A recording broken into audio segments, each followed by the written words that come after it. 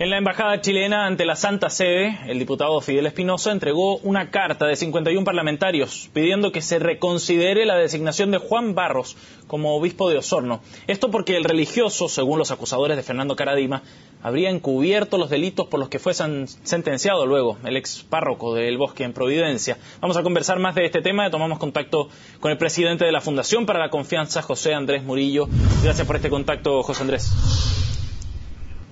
Hola Sebastián, muchas gracias por este llamado.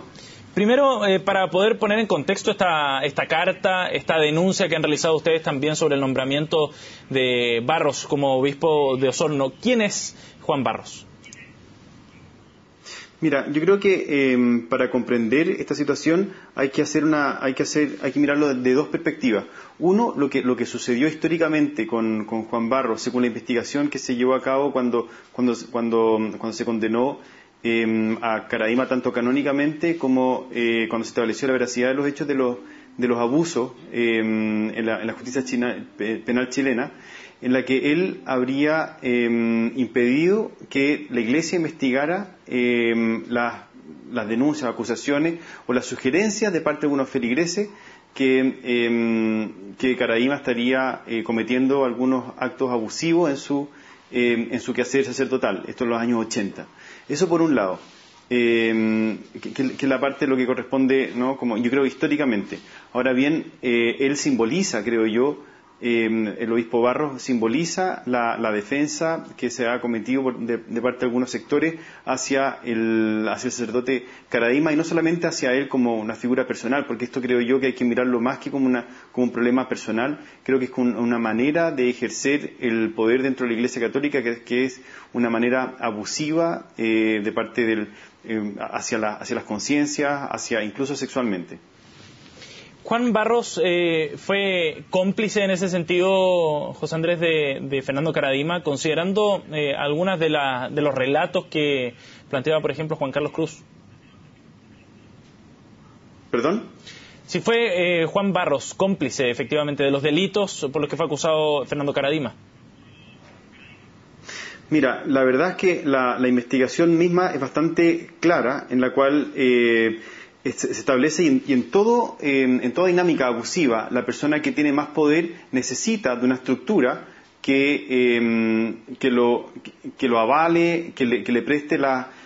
facilidades para poder cometer los abusos. Y en este caso, el obispo Barros, desde que era secretario del cardenal en los años 80, ya se dedicaba un poco a esta tarea de prestarle las facilidades para poder estar en el poder, ejercer oscuramente el poder y cometer estos abusos.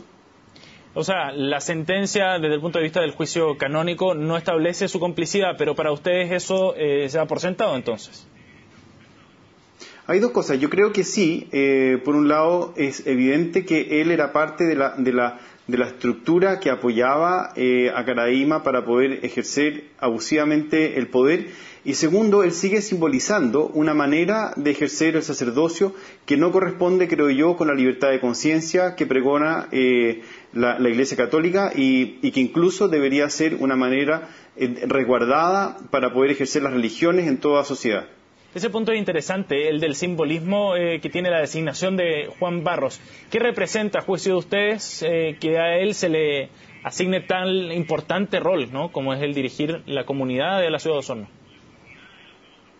Yo creo que hay que darse cuenta que un obispo en una diócesis no solamente es una figura decorativa, sino que además tiene implicancia en cómo se ejerce la educación, la formación, la espiritualidad, las relaciones humanas. Y si esa persona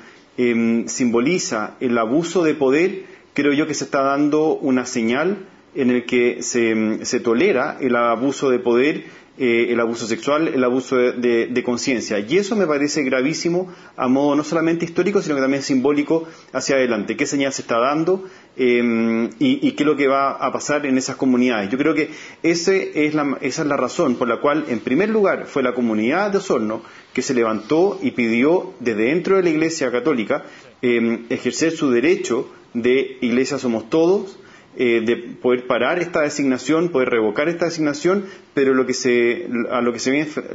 había enfrentada esta comunidad fue un portazo, un ejercicio autoritario del poder religiosos diciéndoles la verdad es que aquí las decisiones las tomamos nosotros de arriba, el pueblo de Dios, la feligresía, los parroquianos no cuentan, sino que cuentan solamente los más poderosos desde la nunciatura, el arzobispado y el Vaticano. Y ante esa reacción de la comunidad y ante esa respuesta de parte del poder de la Iglesia es que se levantan una serie de parlamentarios pidiendo también como hacerse parte de la petición de esta comunidad. Así que me parece que el simbolismo va más allá del nombramiento o la designación de este obispo, porque representa también que tanto la comunidad como incluso el Estado chileno, a través de sus parlamentarios, son capaces de levantar la voz incluso ante poderes que antes, hasta ahora, habían sido incuestionables, habían sido intocables de alguna manera. Eso, claro, es un reflejo finalmente de cierto grupo dentro de la Iglesia que está tratando de cambiar las cosas y la forma en la que se están haciendo las cosas dentro de la misma Iglesia, ¿no? Y que está cuestionando a quienes hoy día están encabezándola. Yo insistiría en eso, en que esto no es un ataque ni a la Iglesia ni a la fe católica, al contrario, es una manera de fortalecer una religión que está llamada o tiene vocación, o ellos se consideran como un referente ético, espiritual, incluso educacional y formativo para la sociedad completa. Es un llamado para que ellos cumplan realmente esta vocación y sean realmente un referente, sobre todo para su feligresía, para toda la comunidad. No hay que olvidar que muchas de las instituciones educacionales y formativas, en la cual hay niños que no son necesariamente católicos, pero que la mayoría lo son, están en manos de obispos y arzobispos, y en este caso obispos que simbolizan el ejercicio abusivo del poder. Por eso es tan grave y por eso me parece que es una reacción que surge desde adentro de la Iglesia y no desde fuera de la Iglesia, y eso constituye una buena noticia, me parece. En ese sentido, ¿qué posibilidades crees tú que hay efectivamente de que se logre revertir en definitiva este nombramiento de Juan Barros como obispo, de que este mensaje logre efectivamente convencer al Papa Francisco? Mira, yo creo que es difícil, pero sería una señal histórica de escucha, de volver a escuchar a lo que siempre fue considerado como la Iglesia de base, desde los primeros siglos del cristianismo, ¿no? Antiguamente los obispos eran elegidos por la comunidad y no desde un poder central. Entonces yo creo que sería un signo, una señal de cambio de tiempos que a mí me parece necesario, pero para serte honesto lo veo difícil. Porque finalmente podría reflejar también que hay cierta autonomía o independencia de los poderes eclesiásticos locales frente a un mensaje que ha tratado de establecer el Papa como un sello de su gestión, ¿no? De su liderazgo, el precisamente poder transparentar estas situaciones, ¿no? ¿Cómo se puede entender ahí que la cúpula local la Iglesia a nivel local y las autoridades eclesiásticas locales puedan ir contra ese mensaje que se supone viene de la máxima autoridad de la Iglesia? Claro, es difícil, incluso es paradójico que hay un poder central en el Vaticano, que hay un poder local en la Conferencia Episcopal y en la Nunciatura, y finalmente hay un poder real que está en las personas, en las comunidades, que son las que viven, gozan o sufren quiénes son sus poderes y quiénes son sus autoridades, quiénes son sus líderes, y que creo yo que tienen el derecho e incluso tienen el deber, por el bien de ellos mismos, de sus comunidades, de sus familias, de aquellas personas que están en mayor vulnerabilidad, de levantar la voz en caso de que les impongan una autoridad o un líder que no está, según ellos, a la altura de lo que necesitan, o incluso que simboliza el ejercicio autoritario del poder. Aquí no hay que olvidar, y quiero insistir en esto, siempre insisto, que el abuso sexual es un abuso de poder en contextos que toleran autoridades abusivas. Y entonces, si es que la Iglesia está tolerando señales que fortalecen poderes abusivos, que ejercen el sacerdocio de manera controladora de las conciencias, incluso de los cuerpos, creo yo que están dando una señal equivocada y ni siquiera ejerciendo su vocación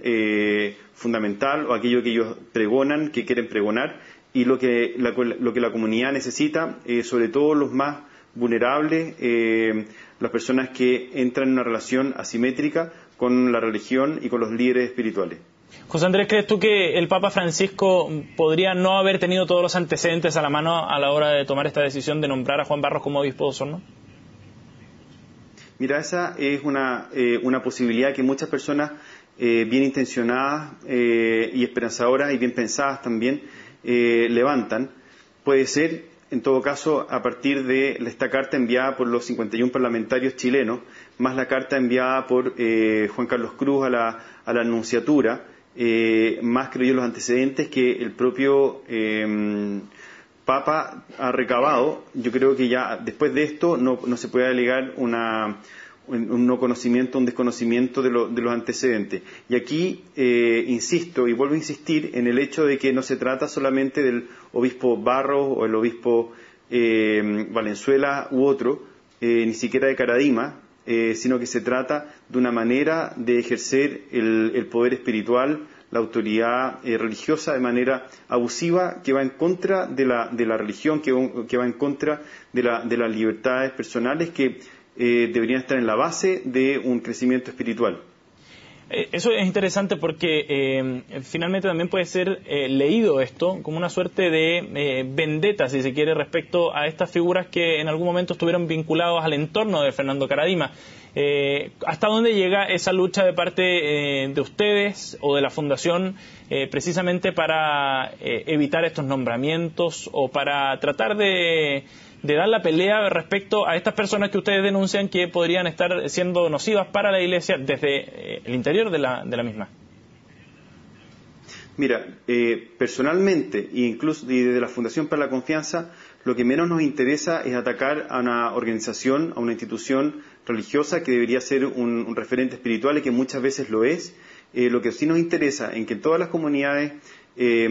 creyentes o no creyentes, políticas o de cualquier ideología, se ejerza el poder de manera sana y que no establezca como situaciones o contextos en los que el poder se puede ejercer de manera abusiva, porque el abuso sexual infantil, el abuso sexual en general y el abuso de poder se crea en contextos donde de alguna manera, ya sea a través de las creencias, a través de los signos o de la manera de enviar las señales, como en este caso, se tolera el abuso de poder. Por eso es tan importante, y quiero insistir, que aquí no se trata de un ataque a la Iglesia, ni una vendetta, ni de algo ni siquiera personal en contra ni de Barros, ni de Caradima, ni de ninguna de las personas involucradas, sino solamente es el deseo de que se establezcan relaciones sanas al interior y al exterior de la Iglesia. O sea, si la Iglesia quiere ser referente a cómo se deberán relacionar las personas y se dan señales como esta, que es autoritaria y que de alguna manera tolera el ejercicio del poder abusivo, ¿qué es lo que queda para las personas que confían en la Iglesia, que están intentando establecer relaciones familiares, personales o educativas, que son esencialmente asimétricas, para poder tener referentes claros de cómo ejercerlo de manera constructiva, de manera tolerante, de manera democrática o de manera incluso amorosa?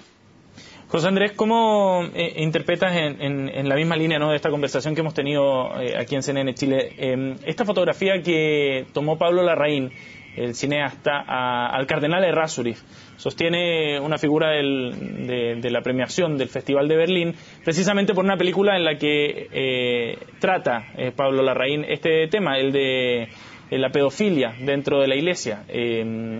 Esta foto fue casual, por supuesto, ¿no? Se toma dentro de un avión. Y trae un pie de foto también de alguna manera bien irónico, ¿no?, respecto o resaltando la ironía de aquella imagen. ¿Cómo interpretas tú esa fotografía desde el punto de vista precisamente de la crítica que se está generalizando y ampliando también hacia quienes lideran la Iglesia aquí en nuestro país? Mira, yo creo que es una foto anecdótica, tiene un ingrediente de humor y de ironía, de sarcasmo,